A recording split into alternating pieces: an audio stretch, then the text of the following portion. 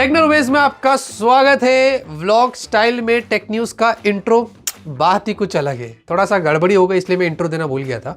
वैसे डिनर का टाइम हो या चाय कॉफ़ी जो भी आपका टाइम है, रेडी रखो। न्यूज़ एकदम गर्मा गर्म मसालेदार होने वाली है।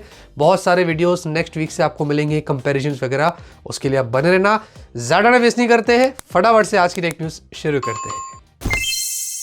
पहली खबर आ रही है दोस्तों, बहुत इंपॉर्टेंट खबर है। हाल ही में संचार साथी वाला सीन हुआ है ना, लेकिन अब दोस्तों ये जो खबर है ये बताया जा रहा है कि टेलीकॉम बॉडी जो है, ये COAI जो है, इन्होंने, जो कि जियो और एयरटेल को रिप्रेजेंट करता है, इन्होंने एक प्रपोजल रखा था हमारी गवर्नमेंट के सामने।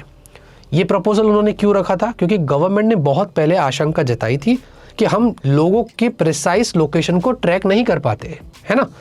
तो इन्होंने क्या बोला? इन्होंने ऐसा बोला COAI ने कि भाई इसके लिए आपको जितनी भी जो स्मार्टफोन ब्रांड्स हैं इनको बोलना पड़ेगा GPS टेक्नोलॉजी टर्न ऑन करने के लिए, जो कि सैटेलाइट और सेलुलर डेटा से काम करता है।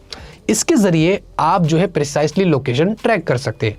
चलो ठीक है, लेकिन इसमें प्रॉब्लम ये हो जाएगा कि फिर ये कंप्लीटली टर्न ऑन ही रहेगा, आप इसको टर्न ऑफ नहीं कर सकेंगे।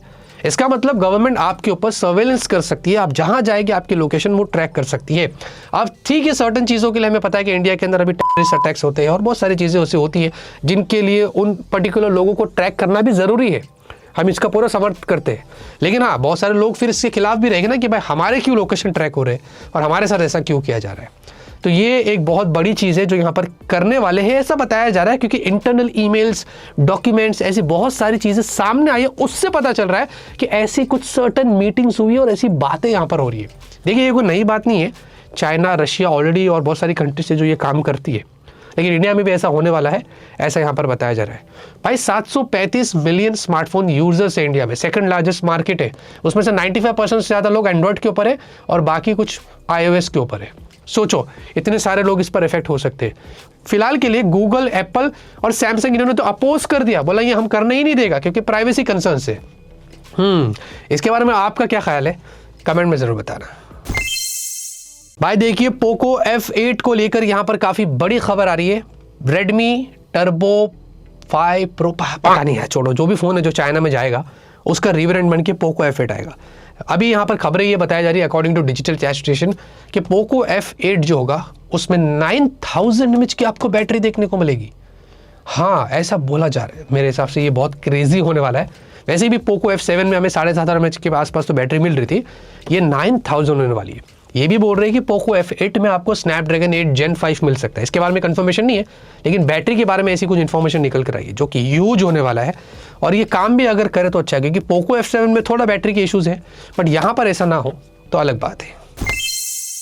इंडिया के अंदर अगर टैबलेट मार्केट की बात करें तो भाई इसके बारे में ज़्यादा लोग बोलते नहीं, लेकिन मैं आपको बताता हूँ। लगभग Q3 2025 इस साल की रिपोर्ट आई है, बताया जा रहा है कि पिछले साल से कंपेयर करें 19% का डिक्लाइन हुआ है। अभी तक जितने भी कैटेगरीज है ना, उन सब में ज़्यादा अगर डिक्लाइन किसी को आया है तो वो टैबलेट मार्केट को है। I don't know why. वैसे सैमसंग लीड कर रहा है, आप देख सकते हैं, इसमें लेनोवो, शाओमी, एसर वगैरह सब कुछ है, लेकिन इसमें भी अगर आप सब ब्रांड्स को देखते हैं, सबको पिछले साल से डिक्लाइन देखने को मिला है, अपार्ट फ्रॉम लेनोवो जिसको ग्रोथ मिली है। और 10 लाख से ज़्यादा कुछ समथिंग जो है वो टैबलेट्स वगैरह भी सोल्ड हुए, इतनी भी ज़्यादा नहीं है, ये भी बहुत कम है। तो ये टैबलेट का मार्केट है जो इंडिया के अंदर यहाँ पर सामने निकल कर आया। मैं आपसे पूछना चाहता हूँ, टैबलेट्स को लेकर आपके क्या विचार है? क्या आप परचेज करते हैं, कुछ काम करते हैं, या आपको इंटरेस्ट ही नहीं है कि सारा काम फ़ोन में ही हो जाता है? कमेंट में ज़रूर बताना।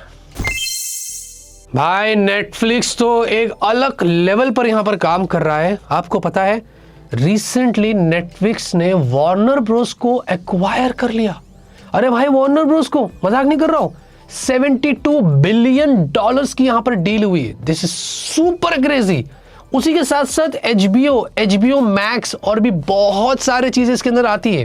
वैसे DC के जो है सारे जो मूवीज़ है या जो भी उनकी सीरीज़ है, इनफैक्ट हैरी पॉटर वगैरह भी, ये सब कुछ फ्यूचर में इन्होंने ये जो किया है, इस वजह से हमें नेटफ्लिक्स पर ये सारी चीज़ें आप एक्सक्लूसिवली देखने को मिल सकती है। आई थिंक इससे पहले अमेजॉन और जियो हॉटस्टार वगैरह के पास ये सारी चीज़ें थी, लेकिन अब नेटफ्लिक्स भी ये चीज़ कर रहा है।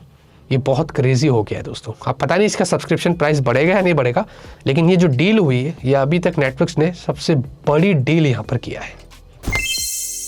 Realme वाले भाई ऐसा लग रहा है कि अपने एक नए स्मार्टफोन सीरीज पर काम कर रही है। जी हाँ, बताया जा रहा है कि Realme A सीरीज हमें इंडिया में देखने को मिल सकती है। कुछ यहाँ पर ऑफिशियल पोस्टर सामने आ गया है, सुपर चार्ज्ड लिखा है, समथिंग बिग लिखा है, let's see how it goes. Phone के थोड़ा झलकियाँ भी आ गई है, अभी बड़ी बैटरी होगी या ज़्यादा फास्ट चार्ज होगा, क्या होगा एग्जैक्टली कुछ नहीं पता है। या ये वही वाले फ़ोन्स तो नहीं है 15,000 mAh 10,000 mAh, I don't know, या फिर कोई नार्जो में आ रही है ए सीरीज, क्या हो रहा है अभी एग्जैक्टली कुछ पता नहीं है।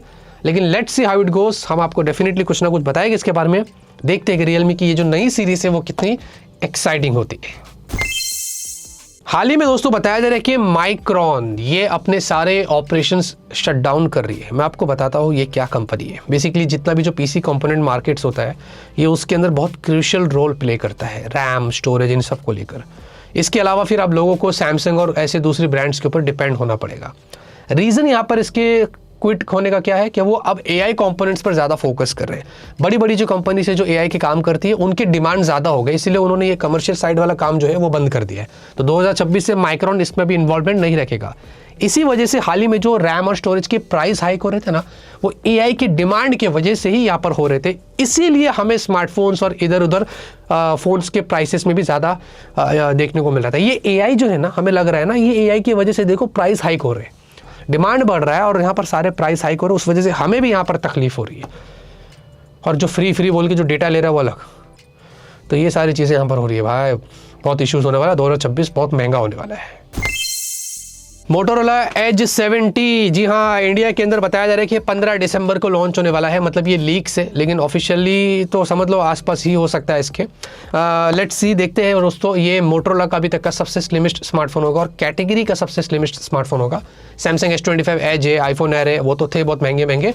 हाँ, बजट में टेक्नो ने किया था अभी हाल ही में, स्लिम वाला फ़ोन लाया था, लेकिन वो ओवरऑल एक डिसेंट बैलेंस्ड फ़ोन था, उसको हम जनरली कंपेयर नहीं कर सकते। लेकिन ये जो फ़ोन होगा ये ऑलराउंडर फ़ोन होगा, जो मोटोरोला ने यहाँ पर क्लेम किया है कि थिकनेस के साथ साथ हम बहुत सारी चीज़ें इसमें अच्छी करने वाले हैं। लेकिन भाई आपको टेंशन लेने की ज़रूरत नहीं है, 15 तारीख का वेट नहीं करना है। इधर काट देता है, वीडियो ऑलरेडी बना दिया है, जाइए उस वीडियो को देखिए और उस बात हम वेट करो, हमारे इंडियन यूनिट का अनबॉक्सिंग भी आपको मिल जाएगा। सैमसंग ने फाइनली एक्जीनोस 2600 को ऑफिशियल कर दिया है। बहुत दिनों से लीक्स और रूमर्स आ रहे थे, अब फाइनली हो चुका है। 10 कोर का आपको सीपीयू मिलता है, 3.55 गीगाहर्ट्ज़ के ऊपर क्लॉक स्पीड है प्राइम। थोड़ा सा अंडर क्लॉक किया है, मुझे ऐसा लग रहा है, ताकि फ़ोन, हमें पता है एक्जीनोस वाले बहुत गर्म होते हैं, इसको कर्व करने के लिए बताया गया कि सैमसंग ने इस बार बहुत काम किया है थर्मल्स को लेकर। ये तो टेस्ट करेंगे तो ही पता चलेगा। बाकी इसमें एक्लिप्स 960 वाला आपको जीपीयू भी दिया गया है। स्नैपड्रैगन 8 एलीट Gen 5 डायमेंसिटी 9500 से कम्पीट करने आएगा और अगले साल हमें शायद सैमसंग S26 जो बेस होगा उसमें देखने को मिलेगा। देखते हैं दोस्तों, अभी कुछ बोलते नहीं है, जब आएगा ना टेस्ट करके आपको बताएंगे। भाई देखिए, हाल ही के अंदर संचार साथी के जो इश्यूज हो रहे थे ना, कि सबके अंदर प्री इंस्टॉल करने के लिए बोला जा रहा था और फिर डिलीट करने का ऑप्शन भी नहीं दिया जा रहा था। तो पहले बोला था कि नहीं डिलीट करने दिया जाएगा, अनइंस्टॉल कर सकते हैं, लेकिन अब ये भी बोल दिया गया है कि गवर्नमेंट ने भी वो अपना जो रखी थी ना उन्होंने के सामने कि भाई सबको प्री इंस्टॉल करना पड़ेगा, अब वो भी उन्होंने पीछे ले लिया है। बोला कि नहीं, ज़रूरत नहीं है, प्री इंस्टॉल करने की भी ज़रूरत नहीं है, किसी को ब्रांड को फोर्स नहीं किया जाएगा। वैसे भी एप्पल पहले लड़ चुका था कि नहीं करना हमको, लेकिन सबको मना कर दिया, मत करो, ज़बरदस्ती नहीं है। ठीक है, तो भाई बहुत सारे लोगों के लिए अच्छी खबर है, कुछ लोगों के लिए शायद नहीं भी होगी, बहुत सारे लोग यूज़ भी करते हैं ऐप। बट हाँ, आपकी क्या विचार है कमेंट में ज़रूर बताना। भाई वाईफाई 8 ऑफिशियल हो चुका है। स्मार्टफोन्स में अभी तक वाईफाई 7 के मजे ले रहे थे, अब वाईफाई 8 का आप मजे लेंगे अगले साल से 2026 से। हावेवर जो इसमें जो मेन स्पीड है, जो हायर स्पीड है, वो अराउंड उतनी ही है 46 Gbps की जो हमने वाईफाई 7 में देखा था। लेकिन इसके अंदर उन्होंने क्या कर दिया है, स्टेबिलिटी को इम्प्रूव किया है और परफॉर्मेंस को और कंसिस्टेंट कर दिया है। ये बहुत ज़रूरी था, क्योंकि जो बार बार ड्रॉप्स होते थे ना और स्टेबल एक कनेक्शन हमें नहीं मिलता था, उस पर थोड़ा सा काम किया गया, उन चीज़ों पे थोड़ा ट्विक किया गया। बाकी स्पीड ऑलमोस्ट आपको वाईफाई 7 जैसी यहाँ पर मिलेगी। तो मुझे अच्छा लगा कि कुछ थोड़े बहुत इंप्रूवमेंट्स किए हैं। Let's see how it goes. अगले साल सबसे पहले कौन लेके आता है ये तो अगले साल ही पता चलेगा। आज की न्यूज़ यही खत्म होती है। उम्मीद करता हूँ आपका 3% की पसंद आई। लाइक करिए, तब तक के लिए ऑलवेज कीप स्माइलिंग।